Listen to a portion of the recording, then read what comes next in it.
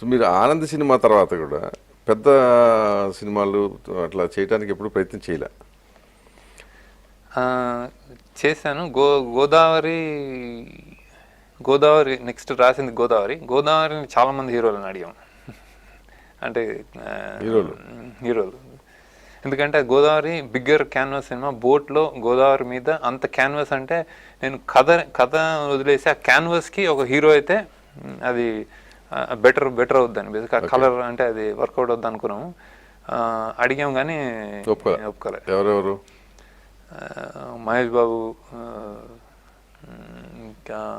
ఇంకా చాలామంది, గోపీచంద్, పవన్ కళ్యాణ్ కూడా అంటే రీచ్ అయినట్టున్నాం మేము. కరెక్ట్గా కమ్యూనికేట్ చేశాను చాలా ప్రయత్నాలు చేసి. నెక్స్ట్ జనరేషన్ యంగర్ బ్యాచ్ అడిగారా? యంగర్ బ్యాచ్ అప్పుడు అంత అప్కమింగ్ అప్పుడు అంటే గోదావరి అప్పుడు అల్లు అర్జున్ని అడగలేదు. అల్లు అర్జున్ కాదు, ఈ బ్యాచ్ మహేష్ బాబు, అడిగాం పవన్ కళ్యాణ్, జూనియర్ ఎన్టీఆర్, ఇదంతా ఒక బ్యాచ్ కదా. సో వాళ్ళు ఎవరో కూడా ఒప్పుకోలే. సో ఆనంద్ సినిమా తర్వాత కూడా మిమ్మల్ని అంగీకరించాల, ఒక డైరెక్టర్గా వాళ్ళు గుర్తించాల. అంటే అంటే అంటే నేను నా ఉద్దేశం ఏంటంటే వాళ్ళకి కావాల్సిన మాస్ అపీల్ ఏదైతే ఉందో అది probably that will be lacking in your cinemas. అది మీ దగ్గర ఉండదు కదా మీ సినిమాలో. కొంచెం మిక్స్ అయ్యి ఉంటుంది కానీ బట్ డెఫినెట్గా ఏంటంటే వాళ్ళకి సరిపడే మాస్ కరెక్ట్ అది ఉండదు. సో అంటే మీరు ఒక ఎక్స్పీరియన్స్గా చెప్పండి, మాస్ హీరోలతోటి ఇలా ఈ టైప్ సినిమాలు తీస్తే అసలు జనం చూస్తారా చూడరా?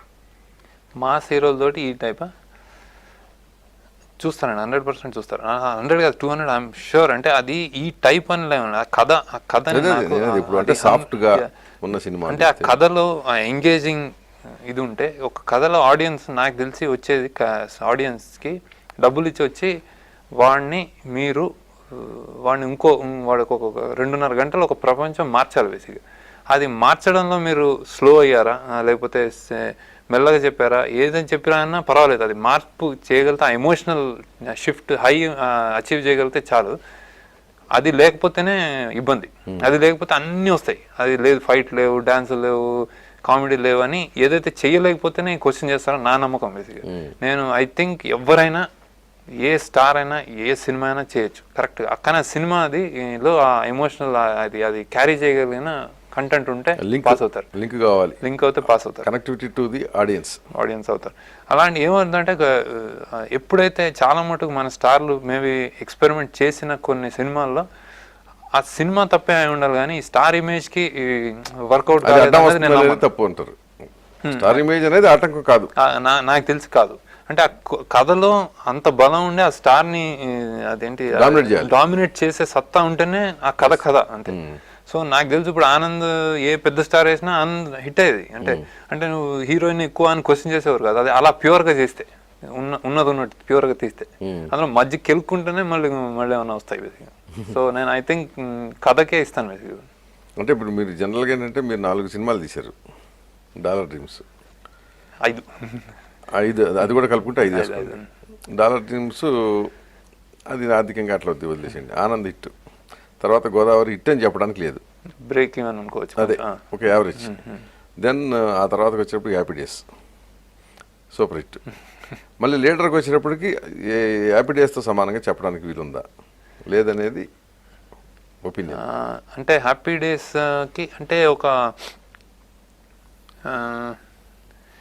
హ్యాపీ డేస్ ఒక స్టూడెంట్స్ వేవ్ లాంటిదండి బేసిక్గా. అంటే అది అంటే ఇప్పుడు హ్యాపీ డేస్ అంతా యూఫోరియా జనరేట్ చేసిన ప్రతి ఒక్కళ్ళు అంటే లేదని చెప్పాలి. కానీ నాకు తెలిసి లీడర్ అనేది